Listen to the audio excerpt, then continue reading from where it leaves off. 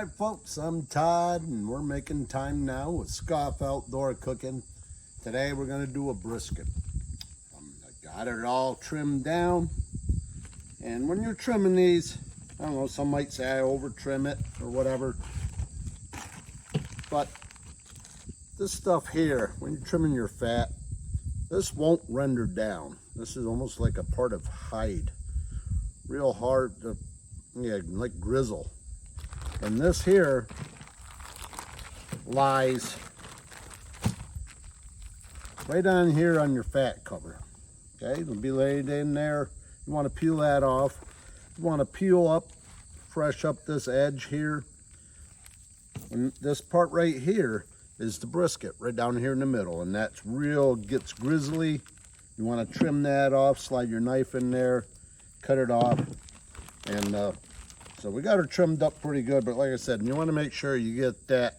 I mean, it's just nasty grizzle. So what we're using, the rub we're using is the way I make it up: a cup of kosher salt, a cup of coarse ground pepper, quarter cup of onion powder, and a quarter cup of garlic powder. Put it in a bowl, mix it up, and put it on pretty good generous amount on it. Some places maybe where it's a little thinner, sometimes I feel might be a little overpowering, but I don't know, most people like it, and I ask them about it and they like it. So give it a good dosing down here, get all the crevices.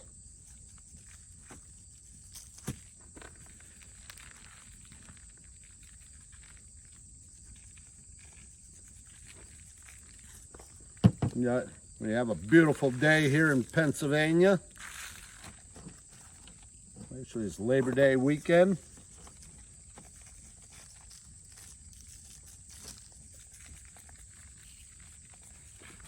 I said give it a good coat. This side here too, if there's any blue tissue, slide your knife under it, peel it off. Okay, got everything pretty well.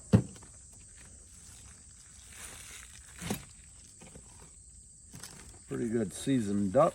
Like I said, you want good generous amount on it. You do. And today we're going to be using a 17-inch tripod with a 17-inch grill rack is what we're using. And it's a little easier with the bigger one, but I kind of like to, this is the one I travel with, and we're up at a friend's boondocking spot here, so I kind of like to use what people might be using when they're camping. I like the 21-inch enamel upgrade in. All you have to do is flex the panels out to take that bigger rack in. But yeah, that's pretty good. So my fire here, I'm gonna have to set up and get my tripod around here, get that set up, and then we'll get this on there. All right, today we're gonna run a little bit different kind of fire. I'm going to try to hold it right in the 250, but I'm going to use the indirect heat method, where I use the pizza pan with the cooling rack. Then I'll put my brisket on that cooling rack. And this here, this needs to go down a little bit, calm down. So I'll get my tripod here set up and we'll get that brisket on there. Okay. Like I was saying before, I have a pizza pan on top of this grill rack. We have it bottom side up. That way, as our fat renders down on the brisket, it'll drip off. And I have this little cooling rack sitting on there. And that'll hold it up off the pan. And like I said, my fire is a little too hot right now, hotter than I'd like. It'll die down. I'll hold it up here. I'll get some get the smoke onto it here. So we'll get that brisket on there.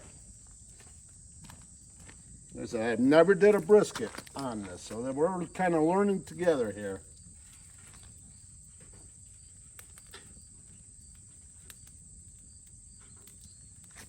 And the problem you end up with a 17-inch, a smaller rack, is that it's not as wide, and it's hard to get your meat or whatever you have so it ain't right up against the panels.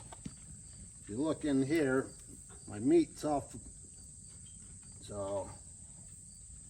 my little cooling rack, and then where it's closer to the panel, that's going to be hotter, so I might burn there. So we kind of bunch her up. I usually take my briskets and I kind of push them together anyway. You can pull that out. So this is not a very big brisket, but I think it'll be all right. Like I said, I'd rather the 21-inch. I'm gonna put the door on like that, and like I said, when you're cooking, I like to give it a spin because it's going hot and cold. And my door here can be, if it ain't quite right, yeah, tweak it. This thing gets beat around, thrown in the back of the truck, and like I said, just tweak it a little bit till it's tight, and you're good. Right here we're 200 degrees, and so we're just gonna sit here, enjoy this beautiful afternoon. All right, let's give her a look here. I don't know how long it's been on there. About an hour. We'll just take a peek at it. If you're looking, you're not cooking, right on 350 there. But she's looking good. Fat's starting to render down now. So, like I said, I think only probably about 3 hours, 3.5. So we'll just keep on letting her spin and doing her thing.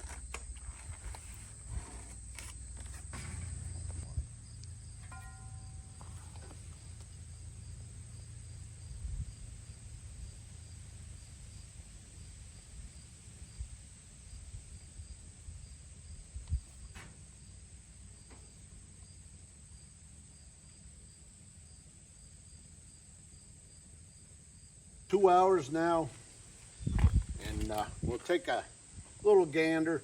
And when you're cooking like here, I had one big log in there, and it settled down. Once in a while, I would just take it and I'd poke it around there, and it held a nice 200 degrees. After a while, it flared up. I just poured a little water on it and took care of that.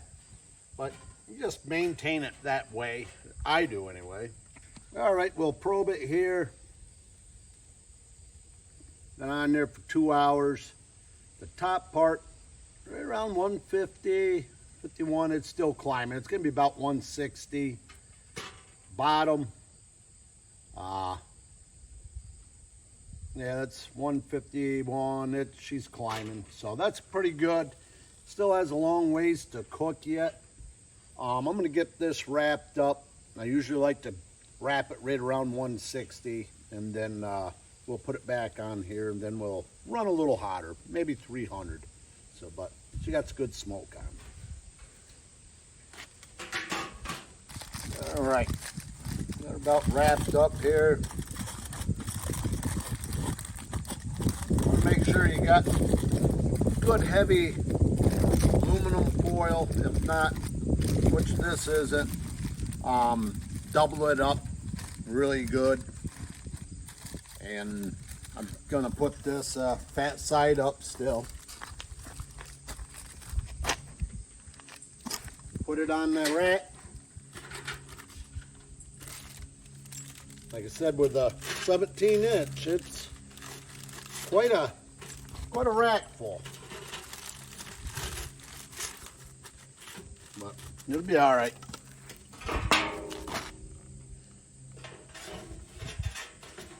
Put it on here. Now we'll jack up the fire a little bit. I'll probably run around 300. I want to do some Dutch oven potatoes on here.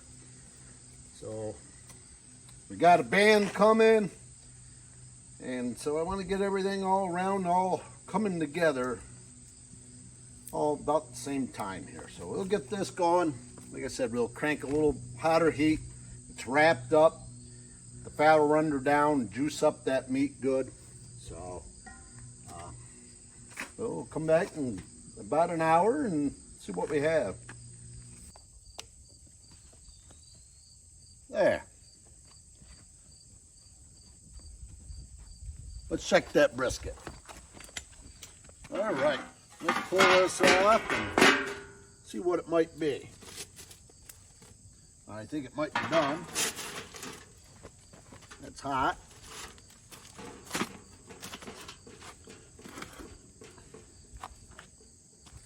We'll check it here. I want about 208. I do. Oh, it's rendered down nice.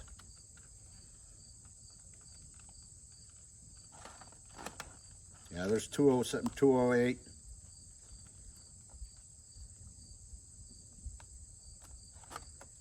Yep, she is done. I'll let you look at it here a little bit. She looks good. Fat's nicely rendered down.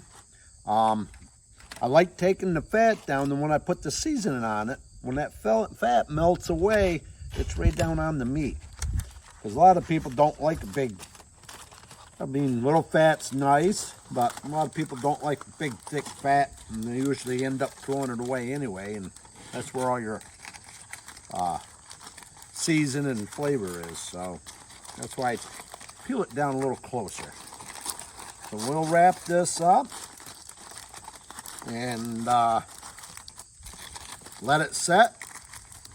Then I don't know if I'm gonna cut it now or cut it later, because I like slicing it up just right before they start to eat.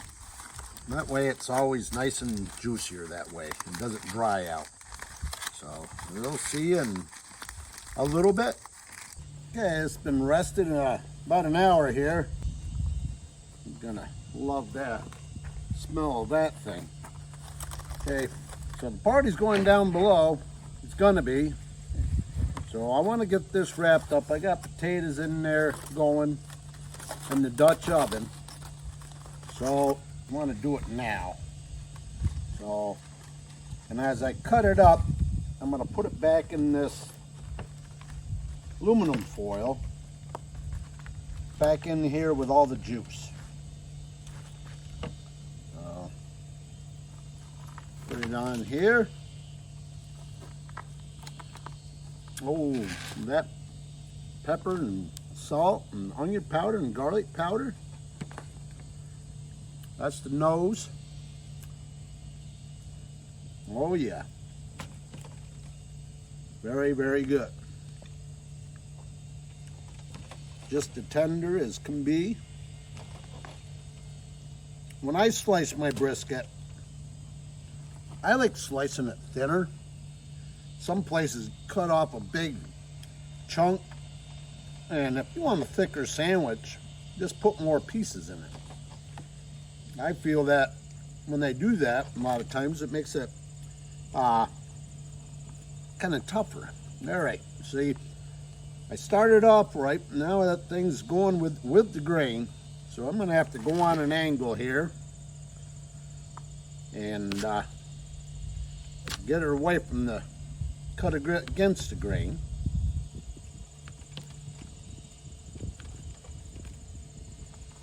But look at that.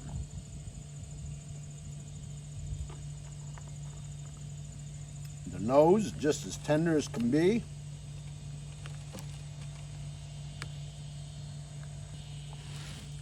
A little smoke ring there.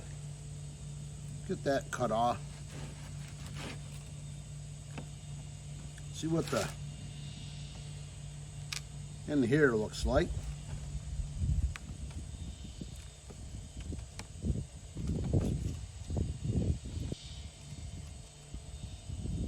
pull. Very good. So, we get this all cut up, wrapped up, back in there while it's still hot. Very good. I used that seasoning I made up for the potatoes, and that always was good also. So, see you down at the party.